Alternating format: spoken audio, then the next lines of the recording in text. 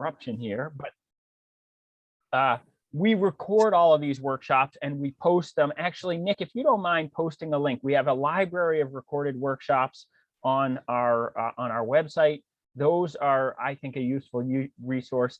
And then we also published, right when we launched the Leadership Network, we published something called the Community Leadership Guide. Usually I have a printed copy that I hold up. I don't have one today, but again, that's available as an electronic copy on our website. That is a really helpful resource for people who are working on projects in communities. And, you know, one of the things we'll touch on today is around public engagement, how to do that effectively. And the guide really has some excellent material around how to build effective public engagement in communities. So that's right on point for this conversation around ARPA. So here's how today is going to go. We have a few presentations today at the front end. We're going to hear from Ted Brady from VLCT. We're going to hear from St. Albans City, Jericho, and Corinth with Dominic, John, and Nick. And then what we're going to do is just open it up for conversation. This is scheduled as a 90-minute workshop, but what we typically do is we will break at the 1 hour point. So at like 11:30. And anyone who feels like they've gotten what they want out of the workshop, or maybe they've got something else at 11:30, can hop off.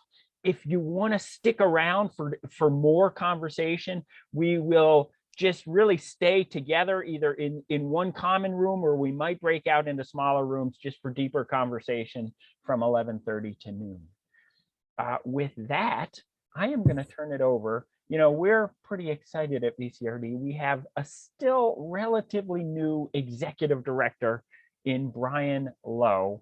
And Brian Lowe is going to say a few words to get us going. And so, Brian, take it away.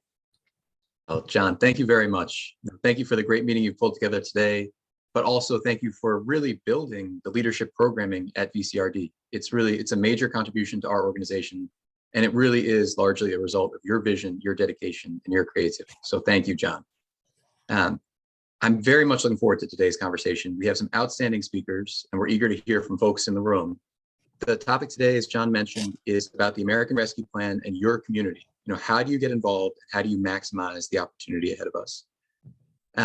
Before I introduce our first speaker, I would like to share, kind of from the VCRD perspective, 3 points for folks to keep in mind during today's discussion.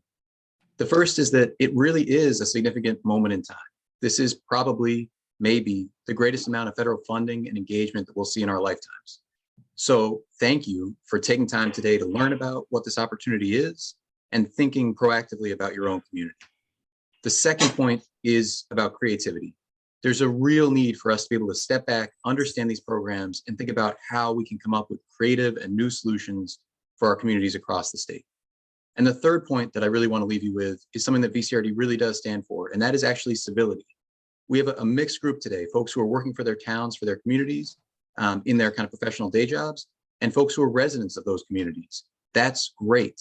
And it's a really challenging time. Working in a town, working as a town leader is hard in the best of times. It's particularly draining now. And I think as we think creatively about the future, I also want us to be patient and civil with each other. It is a challenging problem to spend money effectively. And so as you think about how you work in your community, give your town administrator, give them some space, work with them, find ways, hear what their constraints are, and let's see if we can't build a better future together. So let me turn it over now to our first speaker. We're very grateful to have Ted Brady with us. He is, as John said, the executive director of VLCT. He's also served as the deputy secretary of the Agency of Commerce and Community Development, where he was one of the leaders helping lead the pandemic response for the Scott administration. And I can say that because as someone who was working in a community, we would bug Ted all the time, and he was always very quick with responses.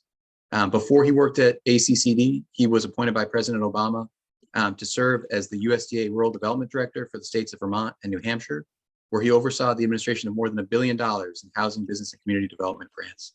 Ted, thank you so much for being here today, and looking forward to hearing what you have to say. Well, thanks so much, Brian, and thanks to VCRD, and thanks to John. It's great to see so many familiar faces on the call today, especially some of VLCT's members, from new town managers in Jericho, to town administrator in Jericho, to seasoned ones in Bristol, to Mayor Lott and Winooski. It's great to see so many of you. Thanks for joining.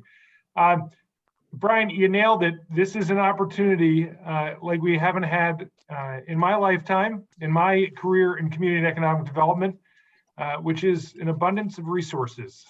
I just haven't seen that happen since I started this. Government's been anemic, and that's been the world I've lived in. Municipal government especially, right? It's always a balance to try to find a way to get the most juice out of every lemon we get. And it seems like it's all we get sometimes. So this is a rare opportunity, and the pandemic has created a true partnership between local, state, and federal government. And that partnership has come with resources. So I'd like to share my screen if that's all right. And let's see if I can do it. I'd like to give you 200 million reasons to get to know your select board. Or city council or village trustees, you name it. Brian mentioned that our city and town and village leaders have a lot on their plates.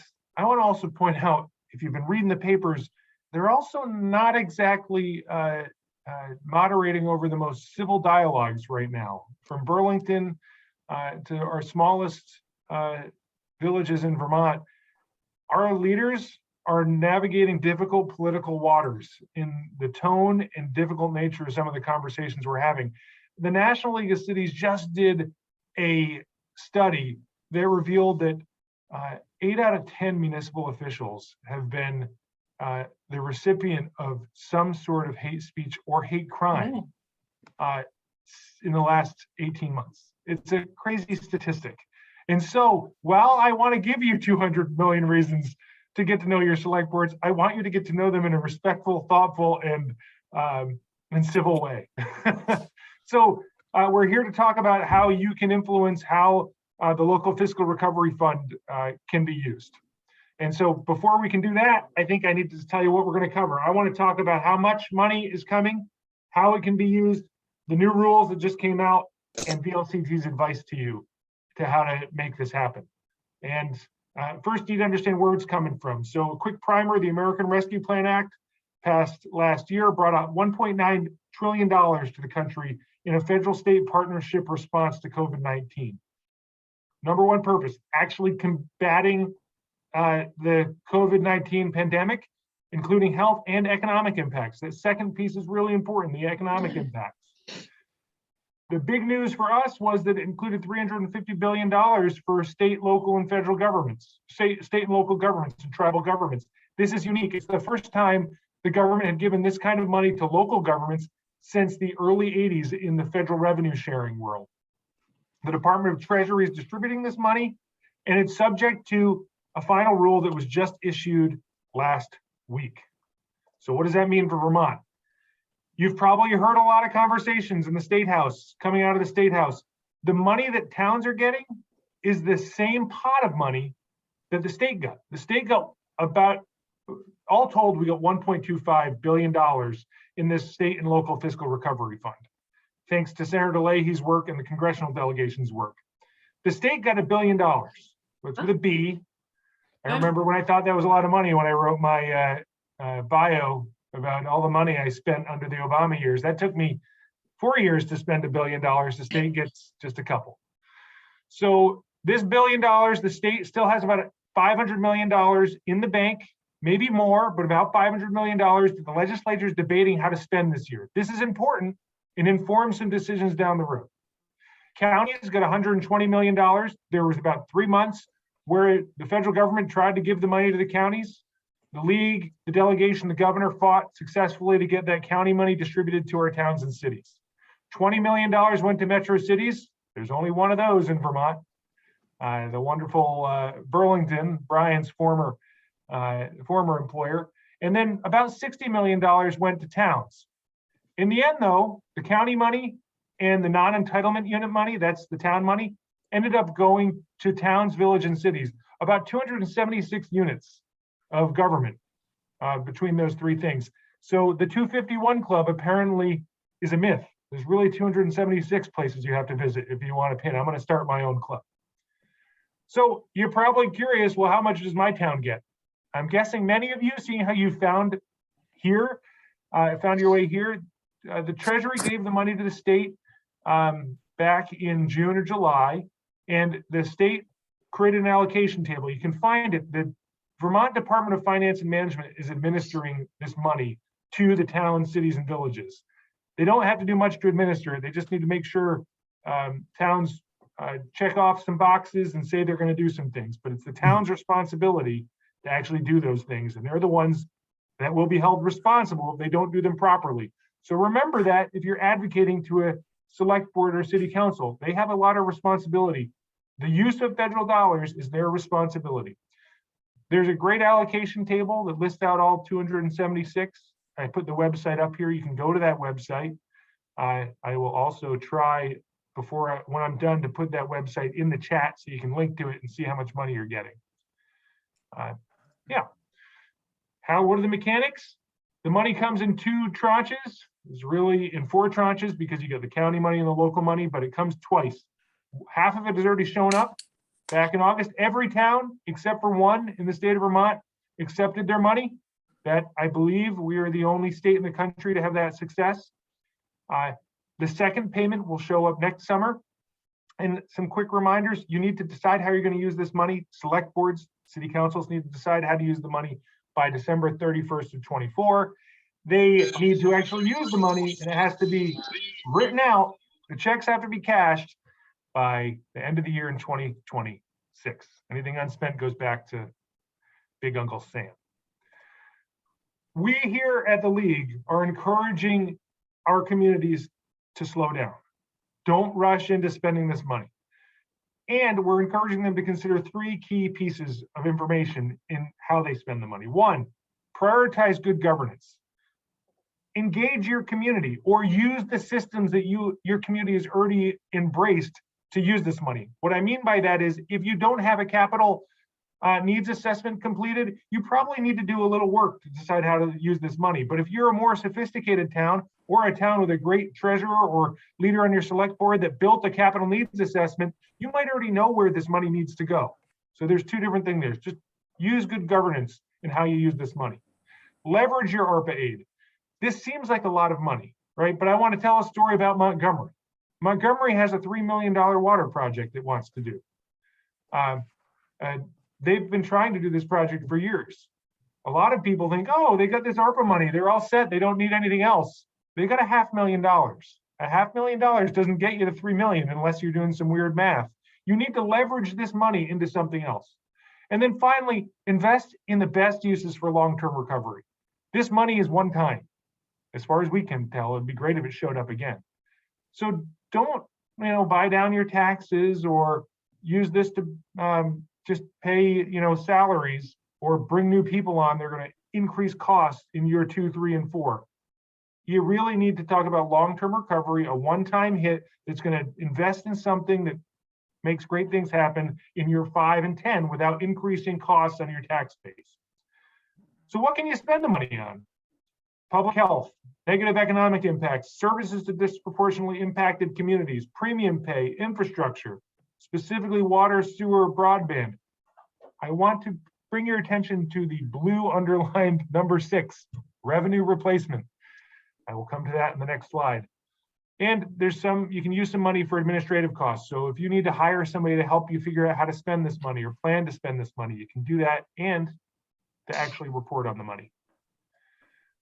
So the new rule just came out a couple of days ago from Treasury, the final rule, and it gave communities an enormous amount of discretion in how to spend this money compared to where we were the week before. It increased the number one public sector revenue statement here. This is the big takeaway. It increased the ability of every community in the country to take up to $10 million of this as lost revenue, which means you don't need to report for 5 years on how you spend this money. You don't need to spend this money on the specific things in the rule, like pandemic-related losses, pandemic-related economic loss for your businesses or wage replacement. you can say, my town lost up to $10 million. It's the assumption of the government that they are saying you lost up to $10 million. And you can use that as revenue replacement in your budget, which means you're going to free up that exact same amount of money in your budget to spend. And hopefully you could then use your allocation to run your budget next year and the year after, and free up a little extra cash to do something. Going back to that Venn diagram I just showed, in the middle of that diagram, without the federal restrictions that you might be put on anyways. We're not encouraging you, though, to use that bonus, that revenue loss calculation, just to spend the money wildly. We're still encouraging you to think of that Venn diagram. And we're encouraging you to pause because the rules have been only out for about a week. 2, public health. So if you don't take the money as a low revenue loss, you can use the money on public health and economic response. You can use it for premium pay for your essential workers. That includes your cops, your first responders, and others. And then there's these 3 infrastructure things: water, sewer, and broadband infrastructure, which were expanded in the final rule that you can use this money on. I just want to bring your attention back to number 1, because that is the headline you should have here, and your town should be considering and will be considering. Should we just take all of our ARPA award and call it lost revenue? And in doing that, it frees up how you can spend the money significantly on just using the money to provide general government services, which is everything in your budget except the non-federal match, which there's an asterisk there if you use it for revenue loss, backfilling pension funds, infrastructure not directly related in ARPA, and creating rainy day funds and paying off outstanding debt. So big takeaway there. A couple of things for you to consider. If you've got a tiny dollar figure, think about working with another local community to solve a regional problem. The one I keep using in my head is, if I'm up in the Northeast Kingdom and I have a childcare crisis, don't think that you need to build a childcare center in your town. Maybe it's working with another town to try to build a childcare center close by. Or another good example is, if I have a dam in an upstream community that needs some help in order not to flood my community that's 2 or 3 communities over, perhaps there's a way you could work together. You can transfer your funds. So for those of you that are not decision makers in this case, a town could transfer money to a nonprofit to do this work, though the town still remains responsible for that money. And most importantly, you should know that we are telling every one of our communities to be patient and think bigger. The state of Vermont has $500 million it hasn't decided how to use. Of the $500 million it decided to use last year, about 3/4 of it has not been deployed yet. Just as an example, ANR has yet to issue the funding for the water and wastewater programs that they received funding for. ACCD, the Agency of Commerce and Community Development, hasn't issued most of the funding that they were given. So there's still a lot of opportunity. Don't worry, John, I'm almost there. I'm not going to cover this much, but you'll have these slides, I'm guessing, afterwards. Towns need to report on this stuff. They're going to be filing an annual report, and it's heavy duty reporting. When you look around Vermont, communities are talking, this is just a quick snapshot, communities are talking about everything from wastewater to housing rehabs, to digitizing land records, to buying hybrid meeting equipment for their town meetings, to restoring the staffing levels to pre-pandemic level that they had to cut. Nationally, there's a great tool that the National League of Cities at nlc.org, I believe, this COVID-19 local action tracker. You can go in there and see how other communities are spending their money. It's a wonderful way just to brainstorm. We just covered this. These are some examples that you can pull from there. People are talking about doing basic minimum income demonstration programs using their local fiscal recovery money. People are talking about making park improvements. People are talking about doing skate parks. I mean, there's a wide variety of things you can do here. And again, looking at time, you can look over these on your own. Finally, I am not the main starring attraction here. Katie Buckley, our director of the ARPA Coordination and Assistance Program is really the star attraction. If you want to ask questions, unfortunately, we're overwhelmed. So I want to say we are prioritizing questions from our members, from the select boards and from the town managers and administrators and planning commission members. You can send a note to arpa@vlct.org and ask your question after you do some reading. You should check out the vlct.org/ARPA, ARPA website. The longer one is down here on this slide, but again, that's vlct.org/ARPA for the latest information about what you can spend money on, the advice we have, and that's such. I also want to give a quick shout out to the regional planning commissions because they also are helping towns figure out how to spend their ARPA money, track their ARPA money, and actually implement ARPA projects. And so you should consider talking to somebody from your RPC as well. And then finally, this is me, Ted Brady, Executive Director of the Vermont League of Cities and Towns. Here's my email address, tbrady@vlct.org, and my phone number. But the exciting part is hearing from our members at VLCT and the rest of your panelists about how they're going to spend the money. So I am going to stop sharing my screen, I hope. Hey, Ted, thank you. That was awesome. Very helpful to get that overview. You know, before we move on to our next speaker, I see a couple of questions. And honestly, here's the challenge with this is this new rule came out last week, right? So like some of this, I mean, Ted just essentially shared some pretty big news in terms of this lost revenue piece. But I see some questions, and Ted, I want to give you a shot at them if you feel like you can answer them, but like if it's too soon and you're not ready, you just say so. One of those questions, do we need to document that 10 million loss, or is it, as you say, a standard deduction? I think I know the answer to that, but Ted, you want to just give your take on that? Yeah, so the federal government has said that they're assuming that every community in the country lost up to $10 million. So you don't need to document a calculation. You don't need to say, here's where it actually showed up. If you received less than $10 million, you can assume that your entire award was could be lost revenue. Again, one of the safety nets there is nobody's awards in this state exceeded 75% of their annual budget. So there can't be much shenanigans played there, but no, you can assume 10 million. You can get rid of that lost revenue calculator that they had before. It's safe to do that. And then the related question, which is, are there restrictions on lost revenue spending? And let me just say back what I heard from you, which is a municipality will sort of claim that $10 million sort of, it's not $10 million, but up to $10 million. And then that will free up other municipal funds that they can then use at their discretion. Is that how you would describe how that plays out? Sorry if I'm confusing. Right, no, you more than nailed it. So clarifying. let's say your town received $500,000 in local fiscal recovery money. You would go to Treasury and tell Treasury, we have taken that $500,000 and we have spent it on general services, the provision of general government services, like plowing our streets, building our streets, paying our police officers, paying whatever it is, whatever. The definition of general government services is very broad. And then once you've spent that money, you report to Treasury that you've done that. My guess is that will have freed up $500,000 that you would have had to spend on those general government services in your local general fund dollars. And you can take that money and do something else with it with no federal restrictions. The one caveat to all this is the rule is new.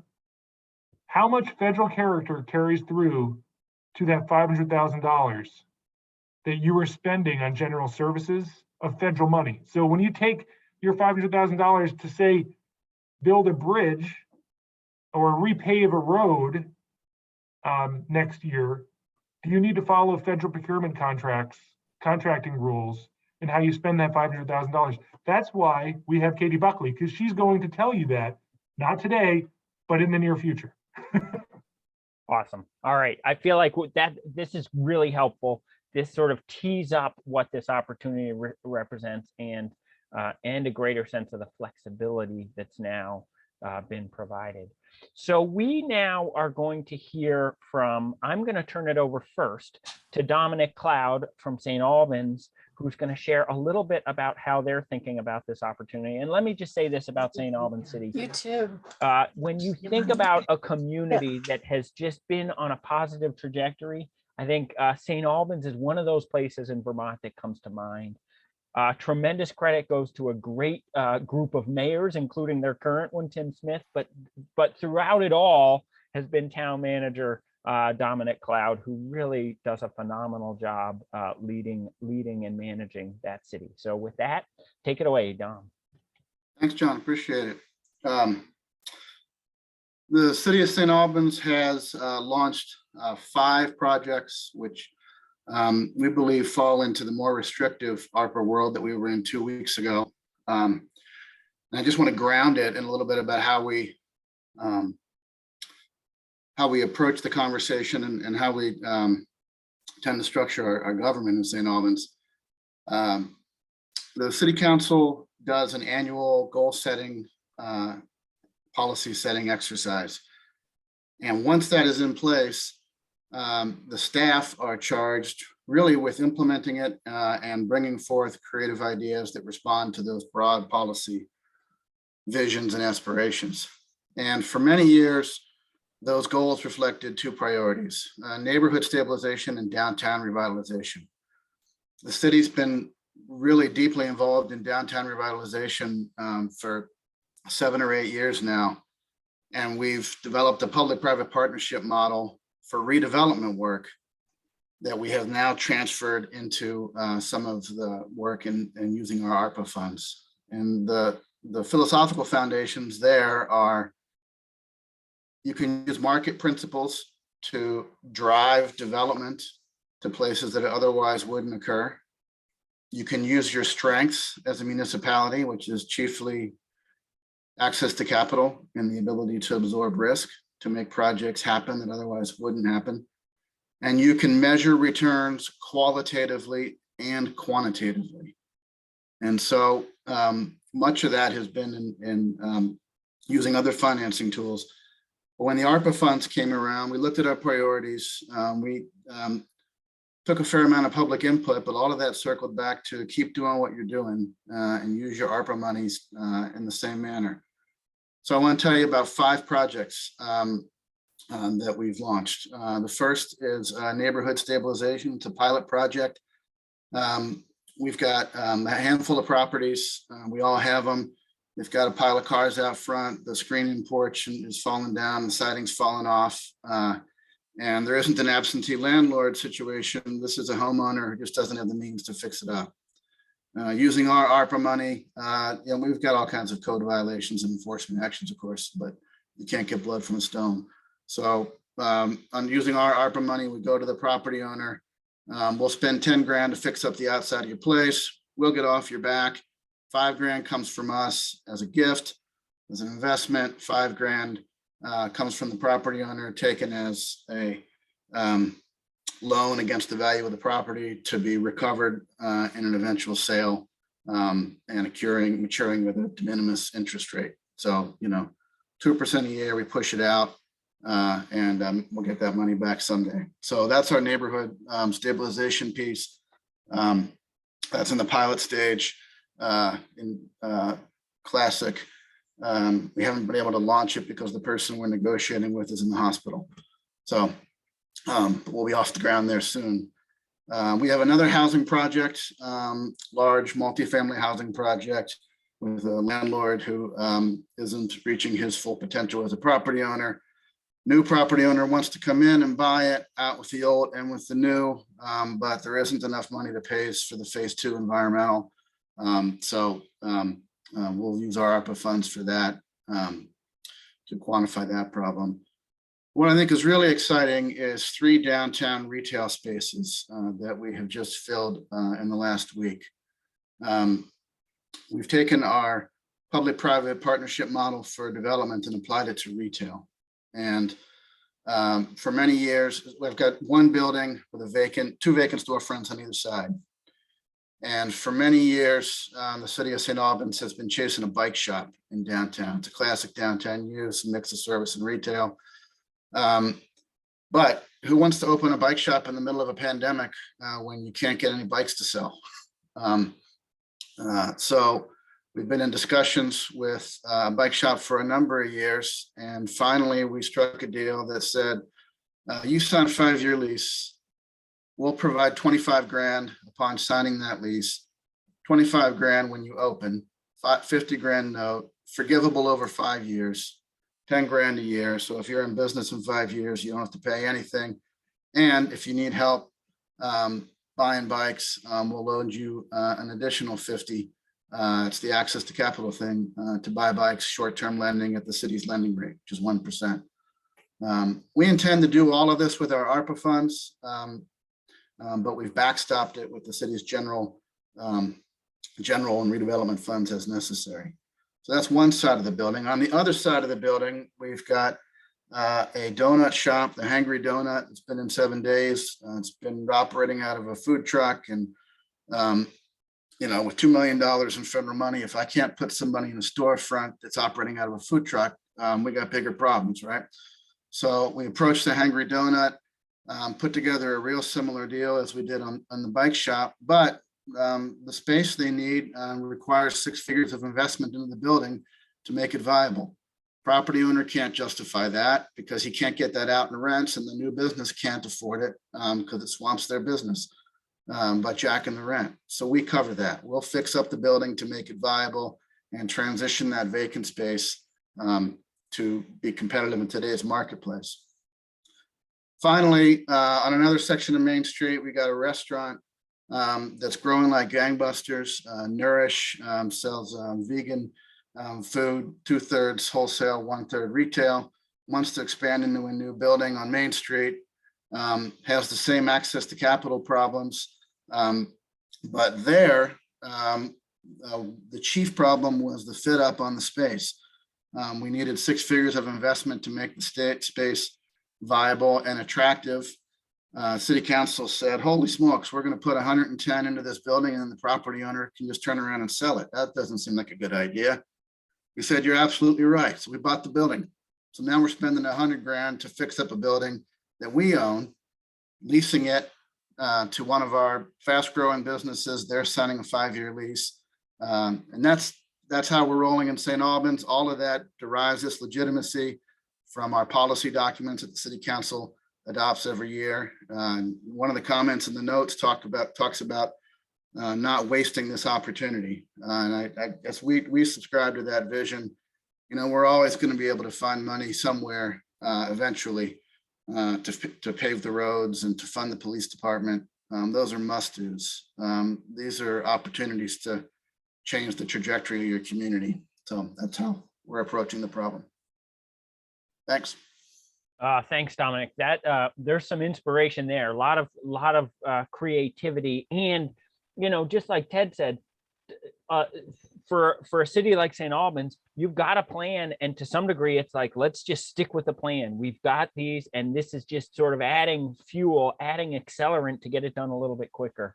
So that's really great to hear about. Thank you. So thank you. Thanks for sharing that. Our next speaker is John Abbott, who's a town administrator from Jericho. And I'm going to put a link to Jericho's webpage in the chat, because here's what I'm impressed with about this webpage is that it just draws people into the community and gives them a sense of participation. There are ways to get involved. And that's why we asked John to speak, because that's what they've done right out front with this ARPA opportunity, is really engage the community. So with that, John, tell us more. Great, thank you, John. Dominic, absolutely inspired. Being relatively new to my position, I have to venture to guess that of all the town administrators joining us today, I may be the most junior, having begun my odyssey in September. And a lot of what I'm going to discuss with you this morning were works in progress. As in all of our communities, we have a incredibly talented and committed group of professionals that were working both on community engagement and a number of the project-driven concerns that we try to capture more input in via the survey that we shared with folks in town. I could start off by speaking briefly about the Join in Jericho site. The Join in Jericho site is a community engagement platform / website that's developed by Bang the Table engagement. So if any of you administrators are thinking about reverting or upgrading, changing your web-based platforms, that would be worth checking out. And if you want to reach out to me via chat, I'd be willing to get you information there. But the conversion to this community engagement site was a brainchild of our town planner, Catherine Sonic, who I believe is joining us today. And like a lot of small rural communities, not everyone is able to get to every select board meeting or every budget meeting, and certainly not to the myriad number of committee meetings that take place in a given week. And this is a great place for our community members to kind of get one-stop shopping in regard to seeing agendas from meetings, seeing policies as they unfold. More recently, understanding a number of you like us are in the process of budget building and budget review with our neighbors heading toward town meeting. It's a really great opportunity for them to be able to go and review what we're going to be presenting and what they'll be voting on by Australian ballot, looking ahead to town meeting day. In regard to ARPA funding, when I started in September, the idea that Catherine and the select board had come up with by way of engagement was to think creatively about devising a survey that neighbors could respond to. And in conjunction with Chittenden County Regional Planning, Catherine and Regina Mahoney had talked about, so of the ARPA funding buckets, what would be a creative and easy way for the public to conceive of such a large expenditure? So if you talk about trying to spend $1.5 million, given again the myriad number of directions communities could choose to go, and qualified by Ted's point around the fact that while it seems like a significant life-changing sum for a lot of our communities, when you start thinking big infrastructure projects, it can dwindle pretty quickly. And the way they decided to turn it into more human terms is outlining what each of the ARPA spending buckets was, and then saying if you had $100 and you could drop part of that $100 into each of these, how much would you put into each, and then why? And the why part has been a little bit more difficult to digest. We have our assistant town clerk is actually in the process of helping do that work with us now. So we had posted the survey going back to, I want to say, mid to late September, and we're planning on keeping it live for a month to get feedback. And then once mid-September came around, we're kind of like, well, we're getting a lot of response, and using reminders through the Join in Jericho site, which, by the way, has a membership capacity, so people can sign on and we can communicate with people who have joined the Join in group directly to say, hey, just letting you know, survey deadlines coming up. We'd really like more participation. And as do a number of you, we also use Front Porch Forum as a means for continuing the outreach and the momentum around survey response. And it turned out to be great. I think we received just over 300 surveys, which again doesn't seem like a ton, but for a small rural suburb like ours here in Chittenden County, well exceeds the typical response rate of 1 to 2% that you hear about with other types of research. And so now we're tasked with, now we know what the priority totem looks like. So now we're in the process of digesting the narrative feedback that's gone along with that. And I guess no huge giveaway here in our community, as it seems is the case in a number of communities. It seems like the top 2 of the 6 priorities, infrastructure, broadband, are at the top. Affordable housing, which is a big conversation happening statewide, but certainly here in Chittenden County, where there's a tremendous amount of pressure to address the issue of affordable housing. We recently, I think the recent statistic that our Affordable Housing Committee had shared was that about 30% of the current homes in Jericho are considered affordable. So affordable, I think, defined by in Chittenden County, $330,000 or less, which is kind of extraordinary to wrap your head around. And I'm guessing particularly more so for those of you joining from more rural parts of the state. But that's going to be a driving concern. The way that we, I think the way that we've been tackling the input from the narrative feedback is we're looking at all the feedback that we've gotten, trying to identify ideas that are new and unique, trying to get rid of those that are repetitive or sort of crossover. And then, as you can imagine, with a wide open survey, a lot of them either don't apply specifically to, well, they may now, given the new ARPA funding, regulations and opportunities, but we were thinking pretty strictly about the 6 buckets. And so we've been kind of conceiving of it as a hopper or a funnel. The survey being the first piece, we kind of got all this information. We're really trying to winnow it down. And the challenge is really going to be the what next question. So once we have a clear understanding of all the wants and the creative ideas backing the survey results, what do we do next to go back to our community and start the what arguably may be the more difficult process of decision making. Yeah, so that's kind of the process to date, where we've gone, where we are in process, and a little bit about where we're hoping to head next. That's great.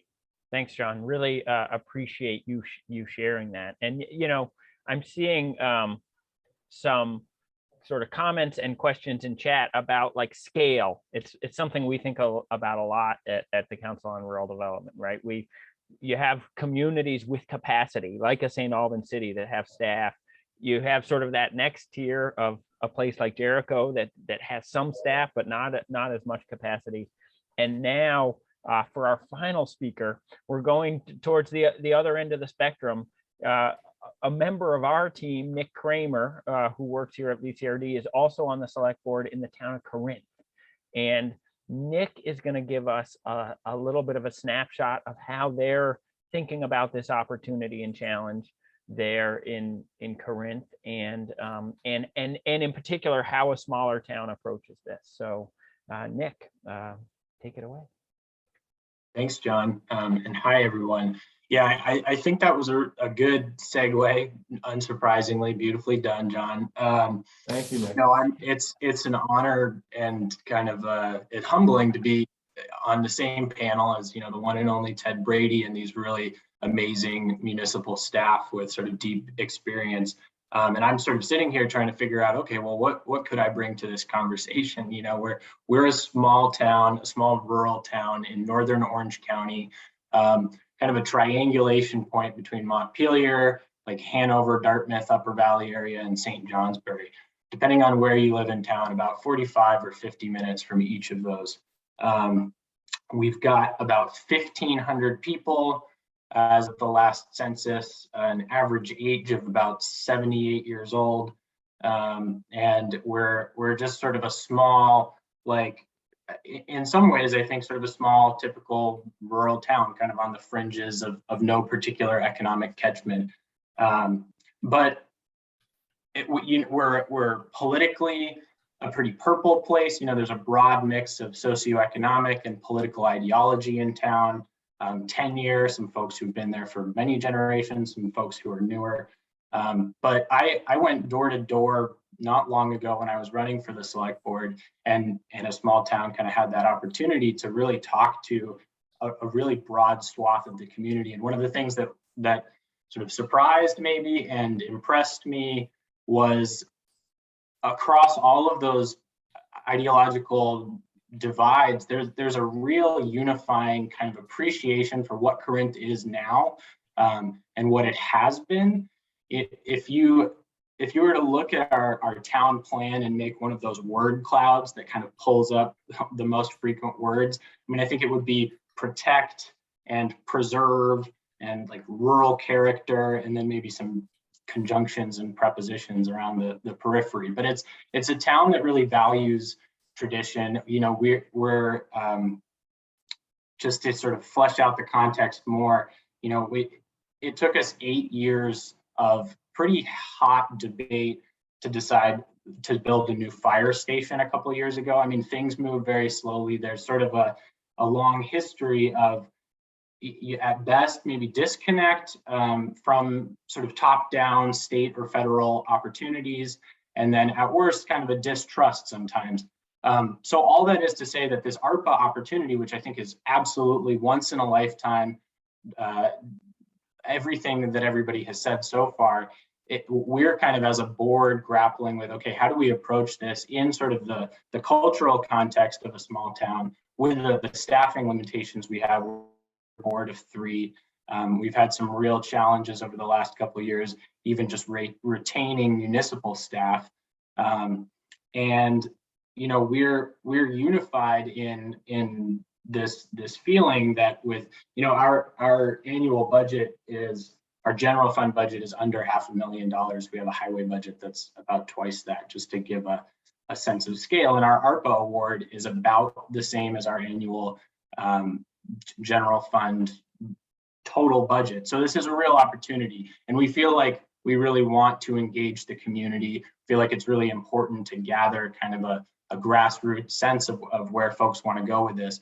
But we're operating with some real-time constraints between adjudicating personnel conflict within the town office and trying to keep wayward pickups from drifting into the right of way on town roads. We find that we have 2 monthly meetings that often go 3.5 hours, sometimes late into the night. So we were really sort of committed to this idea of community engagement. As a board, I think really struggling to envision what we were going to do. We knew that we wanted to move slowly. We rely a lot on league guidance, some of the stuff Ted was mentioning earlier about kind of moving cautiously, slowly, seeing how things unfold. We were skeptical of this word interim guidance from the US Treasury. Last week, there was sort of this major change, so feel somewhat justified in kind of taking our time. But our real big epiphany that we had a couple months ago was just that we don't have to go it alone as a board.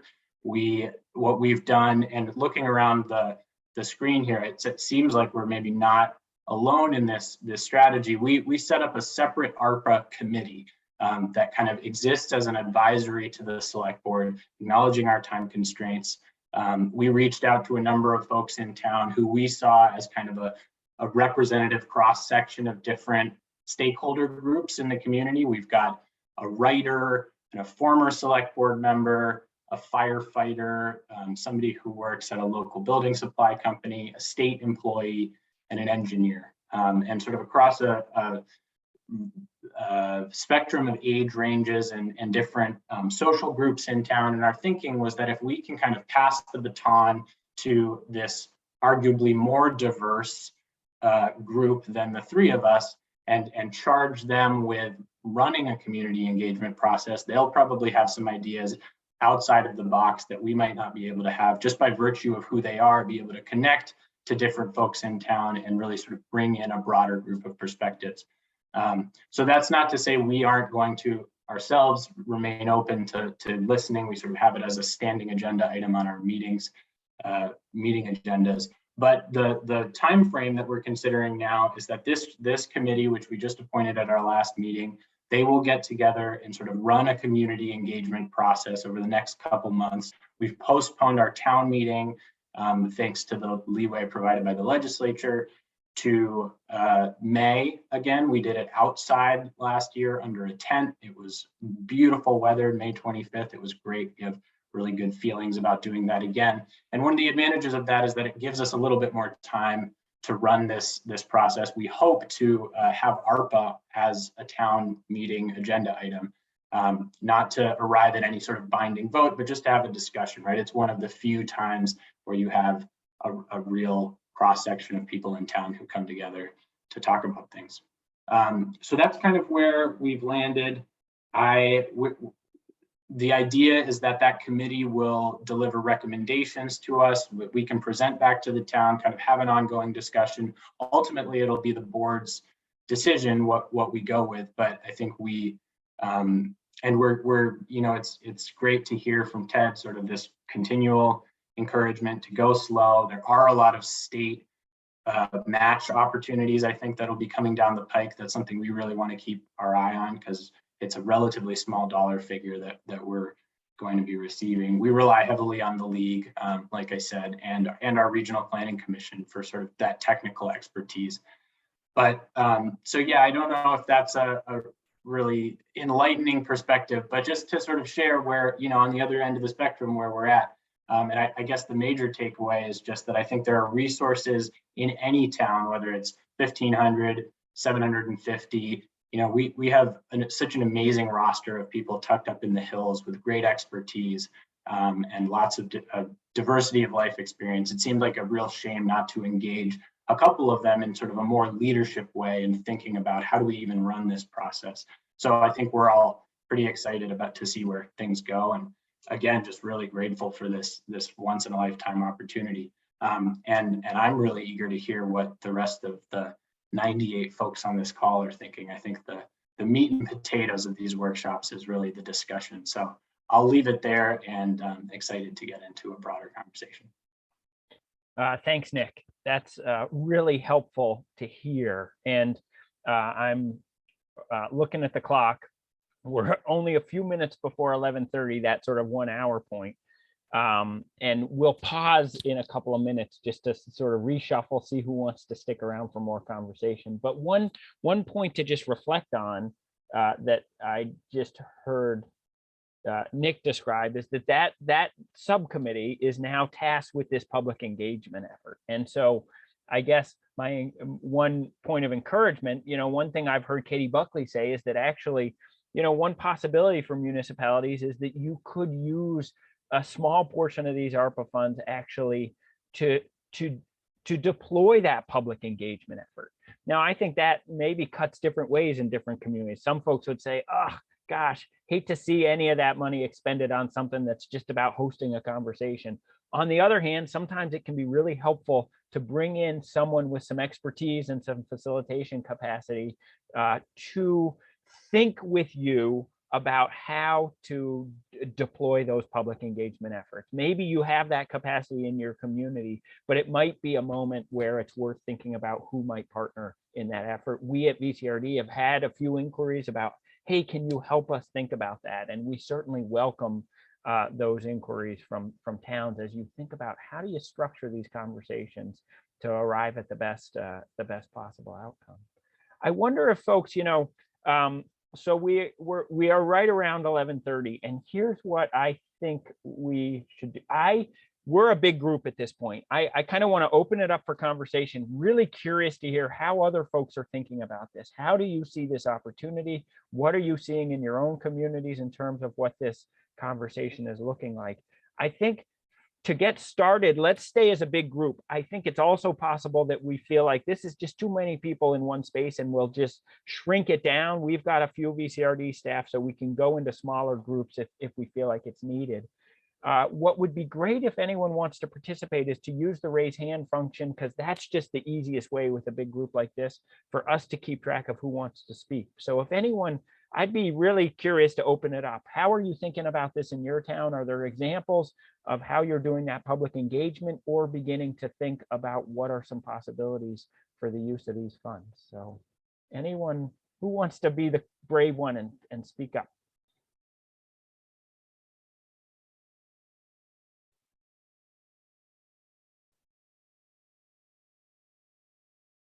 Yeah, Jeff Forward, go for it.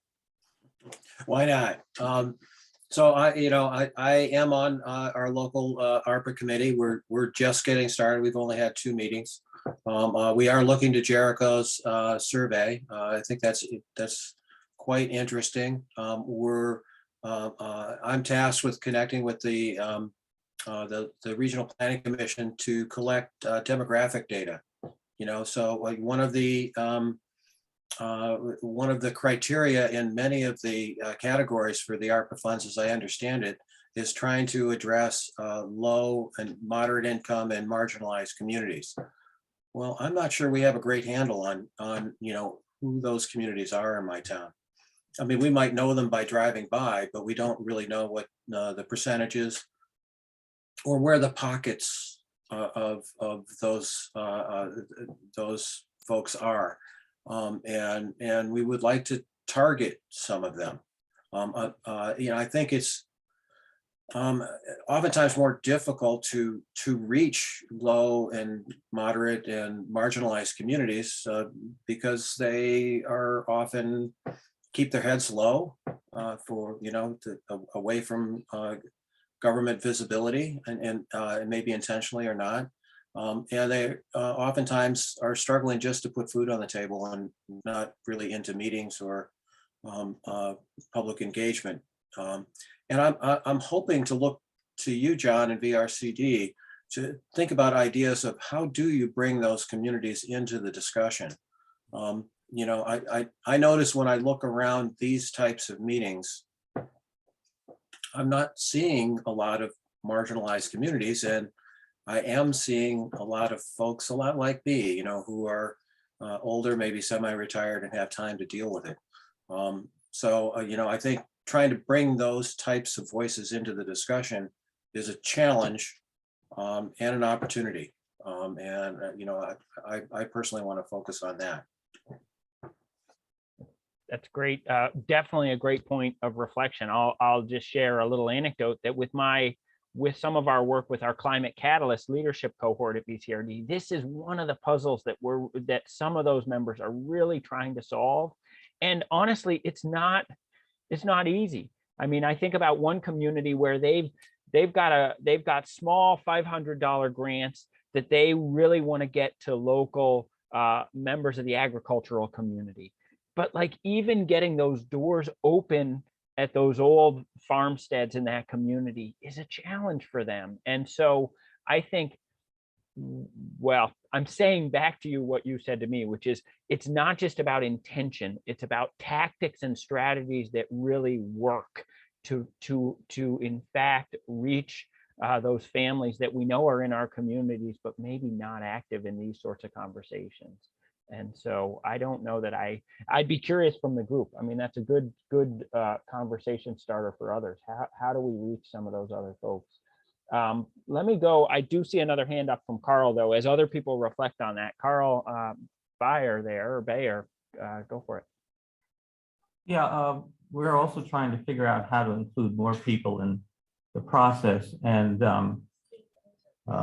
what we'd like to do is, some of us would like to move to a hybrid board meetings so that people don't have to come to the select board meetings or the planning commission meetings. But we really don't have, the select board doesn't feel like they have the technology to do it. And they think they can't get money for laptops and the technology to run hybrid meetings to include more people in town. And in our town, I think that would be a good way to get more people involved. And it's unclear to us that the money for technology for the select board to have their own laptops that they can really see what's going on. They don't have laptops. So we're wondering if that's a possibility through either, we don't think it's a possibility through the ARPA funds, but if it is, we'd like to know. Thank you. Good question. I wonder if others have something to add. I mean, I think part of what we just learned today is that you have more flexibility than you thought you did in terms of these dollars, and with that revenue replacement bucket, that now all of a sudden the funnel is a lot wider in terms of how you may choose to expend these funds. Other thoughts, other examples? I'm Sarah there from Heartland.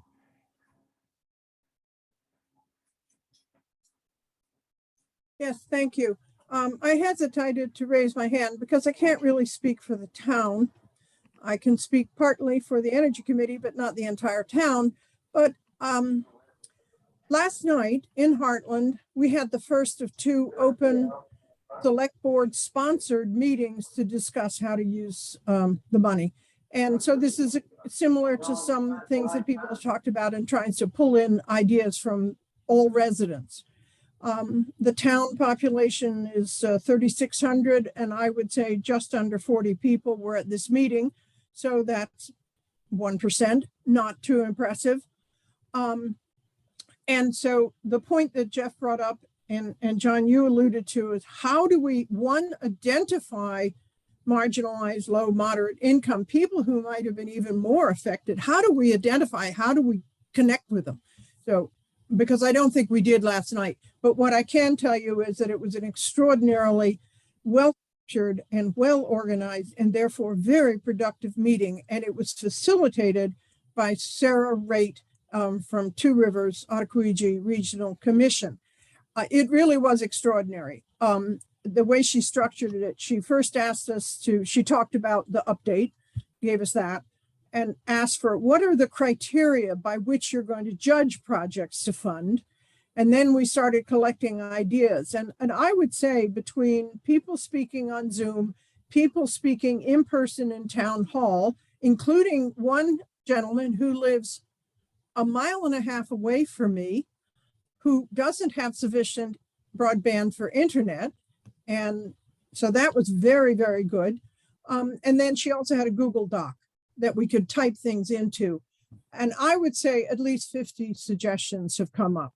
And there's overlaps, there are duplicates, but there's another meeting in 2 weeks. And the focus there will be to try and sort through the ideas and maybe prioritize them and identify members of a committee to then take it to the next step and winnow it down and put them in order to suggest to the select board. So I don't want to overburden the regional commissions, but that helped. I mean, she really did, in my opinion, an extraordinary job. And I'm disappointed only 1% of the population, but at least it was better than 0.5%. So anyway, just a thought to throw out. Sarah, that's a great example, both in the narrative you share about a great meeting, right? A really well-run meeting, it makes a difference, and a partnership with the Regional Planning Commission. Our regional planning commissions are huge resources. They're treasures. They have those capacities. And so, and as Ted mentioned, that is one of the things they've been tasked with, is supporting towns in doing this work. So, you know, all they can say to you is, no, we don't have the capacity. You should always ask, go there, start there, and see if they can help you out. I see. Yeah, Alice, in terms of energy, I also now have connected with somebody specific at Two Rivers in the Energy Committee, and I think it looks really, really promising, and I'm very encouraged. Thank you. that's great. Thanks, Sarah. I see, you know, Nick Kramer was going to respond a little bit to something that Jeff raised, and then Alice, will get to you after that. Go for it, Nick. Thanks, John, for the chance. Yeah, and it sort of ties in with what Sarah, you were talking about as well. I just wanted to kind of share some thoughts on this issue, which I think is super pervasive for all of us, about outreach and kind of getting beyond the usual suspects and like how are you reaching some of these more historically marginalized groups of people. I mean, one thing we talk about in our context is kind of this, there's I think a myth in community engagement that there's like there's some mythical effective community engagement strategy where you put not that much effort into it and it somehow magically like draws a lot of people. And I think what I've seen in my experience, both through VCRD and on the select board, is that it's really much more of a one-on-one sort of effort in versus output out. I mean, I think the gold standard is walking around door to door and knocking on everybody's house and asking them what they think we should spend ARPA on. But of course, here I am talking about all of the like capacity challenges for a volunteer board. We're probably not going to be able to do that. So finding kind of those intermediary steps where we're going out and sort of meeting people in more of a neutral sort of common community space. I'm a big believer in the sort of neutral spaces in Corinth. The best one being the dump, right? If I ever want to gather input broadly from from residents on a policy idea in Corinth, I go to the dump with a cardboard sign and stand out there for a couple hours, and you see every single person who has trash in town, which is everyone, right? And it's a social hour and it's sort of universal and nice. And then like the library is another good space that sort of gathers a lot of people. We have a small community run rope tow that I'm always eager to brag about called the Northeast Slope. So in the wintertime, that can be a good gathering space. I think not that we have any silver bullets, but we've found success kind of rather than build a structure that will sort of attract X cross section of the population, just identifying, okay, what are those common things in town that draw everyone, and how can we bring the conversation there in a way that's kind of inviting and unassuming and neutral so that people can feel empowered to participate. That's great. Thanks. Yeah, big fan of the dump. It's a great spot. And see, note in the chat, a totally different idea from Stephanie Bonin around using if you have an Everyone Eats program, using those distribution sites. That's another great idea. I think one of the keys, kind of like Brian said at the beginning, creativity with public engagement, trying to do something different that gets people's attention and being creative and trying new things. Alice Peel from over in the Mad River Valley. Go for it, Alice. Hey, John, how are you? Great. I'd like to add something about hybrid meetings and things that A, I think are important, and B, ways to use them effectively that our Planning Commission and Conservation Commission found. One, the Planning Commission pushed and the Select Board supports the use of hybrid meetings to satisfy handicap access, and also in the time of COVID, people that have particular reasons to not attend meetings in person and need to attend meetings remotely. That specifically applies to me because of me being immune compromised during COVID times. So I think I would see that as a reason that COVID funds could be used to support purchases of the technology to promote hybrid meetings. I mean, think about it. I don't think COVID's going away for quite a while. And you want to be able to have them reach the maximum number of people in your community that can participate and actually just remote in or dial in and attend meetings for information.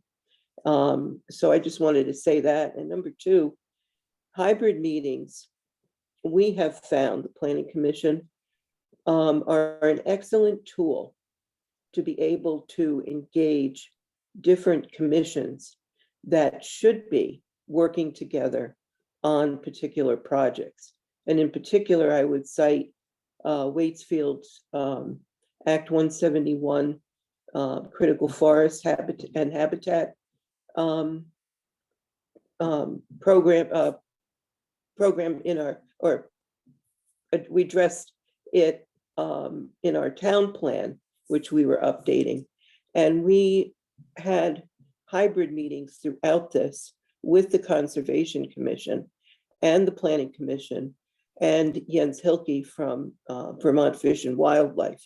And what this afforded us was to get the max number of these commissions together to actually do this work and agree on this work and plan this work and write this work and create the maps for this work in a way that we couldn't have fit them all in the room at the town offices. But yet we found that this facilitated and made our work go faster. So that's something to consider as you think about the various commissions working more together. And the third thing I want to say is, if you notice that Waitsfield was on the list of having a wastewater and water infrastructure project, one of the things that is part of that infrastructure project that we've had tasked the engineers that we've engaged with is community outreach and community engagement. And there will be parts in our actual proposal for this for community engagement meetings. And we just spoke about hiring someone to help us do that, someone that can organize those meetings for us. So that's right in our proposal that was already accepted by A&R as part of it. And I really thank everybody for giving me some really good ideas on improving community engagement, because it has been a topic of conversation with the Select Board and the Planning Commission. Alice, thank you. You've raised a few really helpful points there. You know, as you might imagine, at the Council on Rural Development, we've tried to fine tune our hybrid meeting game over the course of the last couple of months. And I'll share something that I'm seeing people say in chat too, which is, boy, when you have those hybrid meetings and you see that parent with the kid on their lap, and you get a pretty good sense. And in fact, often people say it, there is no way I could have come to town hall tonight to have this conversation, but I'm able to participate because there is this other option for me. And so I think we all have a sense that that's going to be carried forward. At the same time, I think we all know that, like, there's always room for improvement in terms of how we do it. How are we doing it effectively such that people really feel like their voice is on equal footing, whether that's online versus in the room. And really, there's an art to that. There's both technology and an art to making sure that happens. So you need a good chairperson to do that. It's a good chair and a team. Honestly, that's Yes. one of our learnings at VCRD is that, boy, sometimes it's better to overstaff those things as opposed to understaffing them. You really need a presence online, you need a presence in the room, and you need to navigate in between. One other little side note is that, boy, our cable access stations are really strong partners in this work. Just a little shout out to them. I think they're often underappreciated, but for VCRD, they've really been a partner in figuring out how to solve that hybrid puzzle. They are sort of quiet and unassuming folks with real technical capacity, and they're great problem solvers. So just a shout out to them.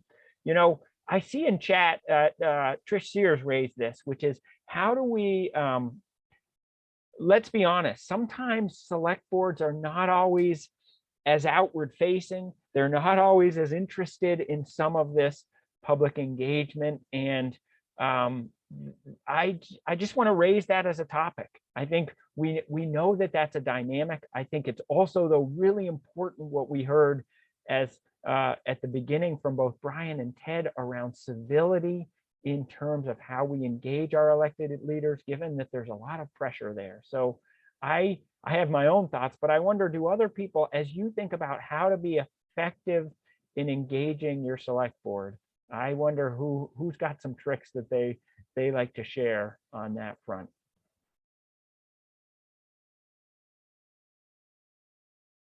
Jeff, go for it. Well, one way to do it is to recruit good select board candidates. I spend a lot of time this time of year looking for select board candidates. And it is an oftentimes thankless job. I was really disturbed by the statistic thrown out by you, John, or maybe it was Ted Brady. Ted, yeah. Eight out of 10 town and city officials, elected officials, have gotten threatening and hate mail. And we have experienced that in Richmond as well. Extremely disappointing to me. And I don't know exactly how to address that. I'd be curious if, sometimes I think, when I know the people who are doing uncivil things in a meeting, or maybe less visibly, whether calling them out is useful, in a sense, having the community respond by outrage at the outrage.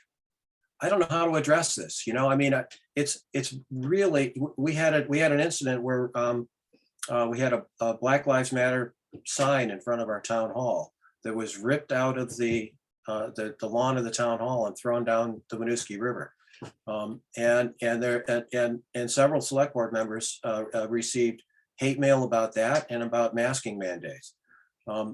Really, really disappointing that this happens in Vermont in general and in my town specifically.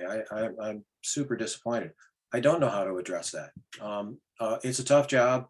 And my response has been to try to support the select board members that I support and support the select board in general in any way that I can, and try to present a positive face at some of these public meetings. Because it's a tough job, harder now. Interesting that you have money to spend. That's unusual, and might make the job more interesting. But it's unacceptable to me that these folks are getting hate mail for doing a volunteer job that benefits our community. Yeah. I often think the key starting point is for us to sort of what do we model? How do we do this in our own work and in our own sense of diplomacy? Like, that's the starting point for sure. And then I think you raise a good question. What is that secondary piece of how do we set that norm in a community? How do we respond to it when we see it? I think a lot of us probably see it play out on Front Porch Forum sometimes. And often I'm in Montpelier anyway, I'm always often really encouraged to see that there's a response that brings things back to civility. That's not always the case. And I know that Front Porch Forum doesn't experience that in a lot of places, but boy, sort of when things get recalibrated back to a civil place and where people respond in defense of a select board that honestly often is really doing the best that they can. Like that's the I so agree with you, John. And I think it's incumbent on all of us to do that. When we see something, we should do something about it, and I think the only defense is to go back at it, to point it out and to say that this is not okay. I don't know what else to do. Other thoughts, other perspectives. We're heading towards noon here. Wonder, yeah, some good conversation in chat. Yeah, over in St. Johnsbury, there's Stephen Isham. Yeah, Stephen. You're muted, Stephen. Oops. I think too that letters to the Front Porch Forum are good, besides calling out inappropriate behavior, but also commending good behavior. And just a little note, like I watched last night's select board, and boy, there was this difficult situation, and select board member X did a wonderful job of calming this down, and I appreciate this. And so I think we could also emphasize the positiveness that we're seeing. A great suggestion. Justin Will over in Vermont. Thanks, John. I just wanted to add to this conversation about having hybrid meetings. I know sometimes it's challenging for people who don't have internet access to get on those, and that's equally challenging for people who have kids at home that are keeping them there from getting to physical meetings. But there's another group that I feel I should bring up, and that's service members. As a maybe that myself, and I go back on duty all the time. Hybrid meetings is the only way I can stay in touch when I'm deployed. And I know COVID has been terrible on so many levels, but the way that all meetings have switched to hybrid makes me so much able to be more engaged while I'm away. And I don't know how many service members are in your communities, but it's a group that is normally left out. That's a great example and good reminder. Thanks, Justin. Hey, over in Rochester, there's Jeffrey Gephardt. Hey, Jeffrey. Hi, John and all. Great session. People were talking about how to get the select board on board or ways of influencing them. In Rochester 2 years ago, we passed a climate emergency resolution, and I'm continually impressed with our select board referencing that as we continue to struggle with how to finance all of the upgrade and efficiency and renewable energy needs in the community. That's helpful. Yeah, that's a great example. Others, you know, I'll share one narrative or one anecdote from Katie Buckley. She talked about the work that she did in Guilford. You know, she got her start down there in Southern Vermont. And one of the things that there was conversations, I think, around the Grange and restoring the Grange.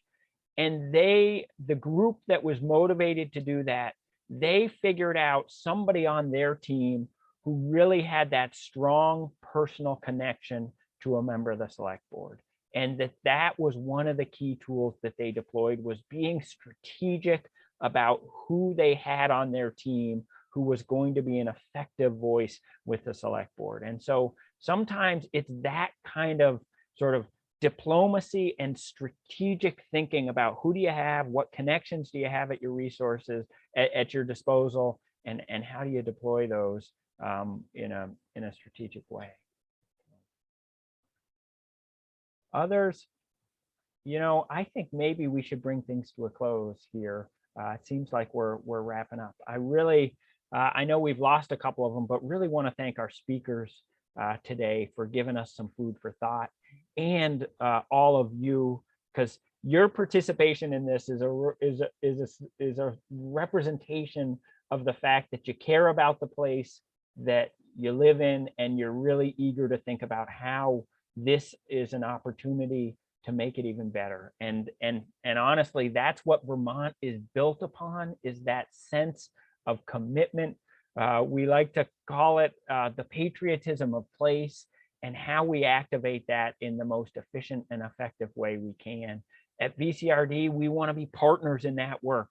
Sometimes we want to be that clearinghouse, that place where people share ideas and replicate. Let's model and replicate all the great things we see going on in Vermont communities. And we really value that partnership we have with all of you in doing that work. So thanks, everybody, and let's get out there and then enjoy what's sure to be a nice chilly weekend this weekend. So, right. Thanks, everyone.